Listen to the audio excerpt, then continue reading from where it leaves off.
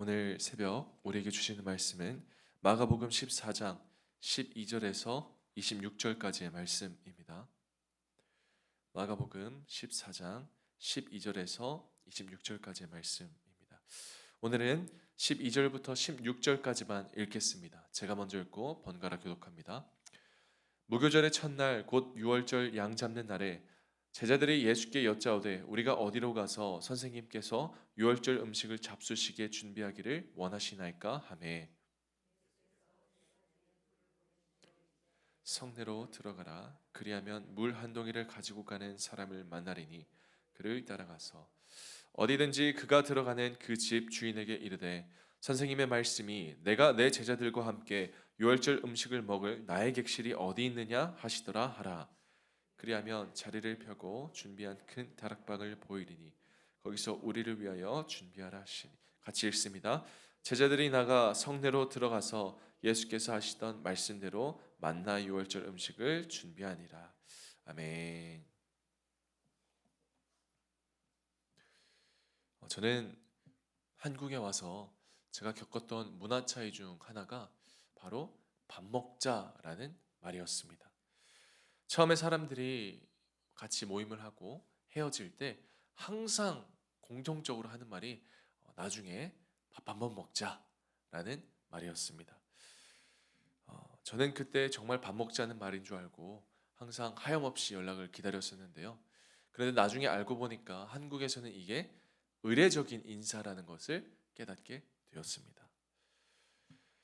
여러분, 우리는 함께 밥을 먹는 사람을 식구라고 부릅니다. 식구의 뜻이 이제 음식이 입으로 같이 들어가는 밥을 함께 나누는 사람을 의미합니다. 이건 단순히 식사 이상을 의미합니다. 마음을 나누고 삶을 나누는 관계입니다. 오늘 본문을 보면 무교절의 첫날 곧 유월절 양 잡는 날에 제자들과 예수님이 대화를 하는 모습이 나옵니다. 이렇게 시작을 하죠. 제자들이 예수님께 여쭙니다.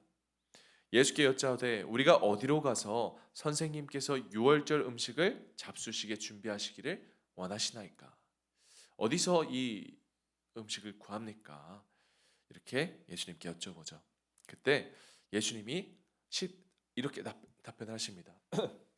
13절 말씀인데 쉽게 번역하자면 예수님이 제자들에게 정말 특이한 지시사항을 내리는데 제자 둘을 보내면서 성 안으로 들어가면 너희들은 물동이를 들고 가는 남자를 만날 거야. 그러면 그 남자를 따라가라. 이렇게 말을 합니다. 근데 여러분, 우리가 이 장면을 한번 곰곰이 생각해 봐야 합니다. 한번 생각해 보세요. 6월절은 이스라엘의 최대 명절입니다. 모든 성인 남성들이 모이는 명절이죠. 즉 굉장히 많은 남성들이 이 예루살렘 성 안에 모였을 것입니다. 그런데 뭐 어디서 어떤 신호등 앞에서 몇 번째 집 앞에서 그 사람을 만나라는 게 아니라 그냥 들어가서 그 가운데 물동이 들고 가는 남자를 찾으라라고 주님이 말씀하시는 것입니다. 당장 우리가 오늘 아침에 이 예배당을 나가서 이 세종시에서 오른쪽 허벅지에 초록색 스카프를 맨 남자를 만나라 라고 한다면 굉장히 구체적이죠. 아마 평생을 걸려도 못 만날지도 모릅니다. 그런데 실제로 제자들이 예수님의 이 말씀을 듣고 가니까 정말 그런 남자를 만납니다. 예수님은 이미 아셨던 것이죠. 장소도 시간도 타이밍도 만날 사람도 예수님은 모든 것을 다 이미 알고 계셨던 것입니다. 그리고 14절에 계속해서 말합니다. 어디든지 그가 들어가는 그 집 주인에게 이르되 선생님의 말씀이 내가 내 제자들과 함께 유월절 음식을 먹을 나의 객실이 어디 있느냐 하시더라 하라. 여기서 또 한 번 특이한 점은 특이한 지시를 내린 이후에 특이한 요구가 나옵니다. 예수님은 나의 객실이라고 물어보라고 합니다. 참 희한합니다. 그 집이 예수님의 집도 아니고 또 예수님이 돈을 주고 예약한 것도 아닌데 마치 그 집이 원래 자기 집인 것처럼 내 객실, 나의 객실을 달라라고 물어봅니다. 그런데 여기서 예수님은 억지로 내놓으라는 게 아니었습니다. 아마도 그 집은 예수님과 관계가 있던 사람이었을 것입니다. 그러니 예수님이 오신다고 하니까 기꺼이 그 다락방을 내놓았던 것이죠. 여러분, 그날 그 사람이 예수님의 이 요청을 듣고 제자들이 전한 예수님의 요청을 듣고 그 방 안 됩니다라고 했더라면 그 자리는 없었을 것입니다. 성찬식도 없었을 것이고 유월절 식사도 없었을 것이고 제자들과의 마지막 식사, 이때가 우리가 흔히 아는 최후의 만찬이 일어난 시간이죠. 그래서 저는 이렇게 생각을 합니다. 하나님께서는 때로 우리에게 말씀을 통해서 감동을 주시곤 합니다. 그럴 때 우리는 순종해야 합니다. 하나님이 문을 여실 때, 말씀으로 우리에게 축복을 하고자 하실 때 우리가 그 감동에 응답하지 않으면 그 기회는 지나가 버릴 수도 있습니다.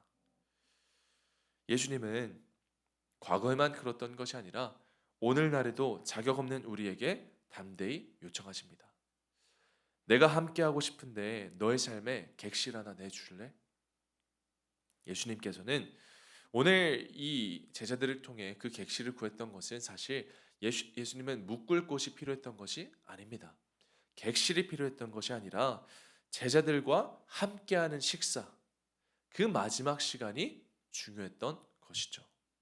왜냐하면 우리가 알다시피 그 유월절 양이 바로 예수님 자신이었기 때문입니다.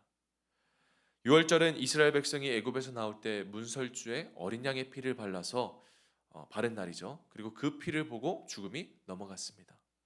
그 사건을 기억하며 매년 어린 양을 잡아 유월절 식사를 했습니다. 그런데 이날 예수님은 그 유월절 어린 양처럼 자신은 찢기고 죽이고 피를 당할 것임을 알고 계셨습니다. 그러면서도 그 고통 앞에서 혼자 있기를 원치 않으셨고 제자들과 함께 식사하기를 원하셨습니다. 자신의 죽음을 미리 알고도 그 죽음을 앞두고도 그 마지막 밥상을 나누고 싶어 하셨던 것이죠. 그래서 여러분, 우리가 알아야 할 것은 하나님의 사랑은 마지막까지 함께하고 싶어 합니다. 오늘날은요, 희생이라는 단어가 점점 낯설어지고 있습니다. 사람들은 손해보기 싫어합니다. 속으면 안 되고 뺏기면 안 된다고 말합니다. 너가 죽어야 내가 산다. 이게 바로 오늘날 우리가 살아가는 세상입니다. 하지만 예수님은 전혀 다른 것을 말씀하고 계십니다. 내가 죽어야 너가 산다. 이게 바로 복음입니다.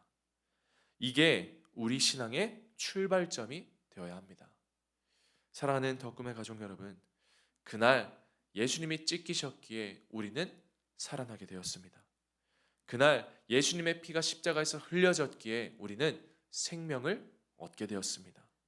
그리고 그 은혜는 지금도 오늘도 이 새벽에도 우리의 삶 가운데 흐르고 있습니다. 오늘 하루 예수님이 우리에게 분명히 말씀하십니다. 나는 모든 것을 다 알고 모든 것을 준비해 두었다. 그러니 이제 너도 내 삶 가운데 그 한 공간을, 한 객실을 내어줄 수 있겠니? 주님은 억지로 요구하지 않으십니다. 그러나 우리가 순종하며 내어드릴 때 바로 그곳에서 놀라운 역사가 일어납니다. 저는 오늘도 끝까지 우리와 함께하고자 하는 그 주님의 마음을 깨닫고 주님의 사랑을 깨닫고 우리 마음 가운데 있는 그 모든 공간을 주님께 내어드리시기를 예수 그리스도의 이름으로 축원합니다. 우리가 우리의 마음 공간, 우리의 객실을 주님께 내어드릴 때 주님이 우리 삶을 다스리시고 이미 모든 것을 준비한 주님께서 일하실 것입니다.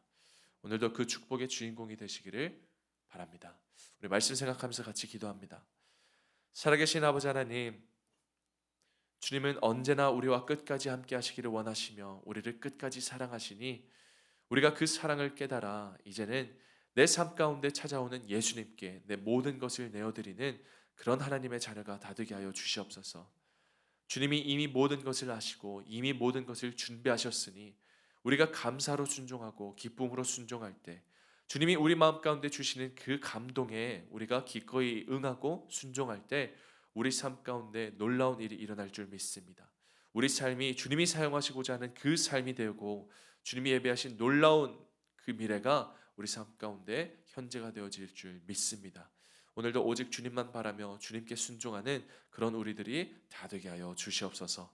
감사드리며 이 모든 말씀 살아계신 예수 그리스도의 이름으로 기도합니다. 아멘. 오늘도 각자 기도하시다 돌아가겠습니다.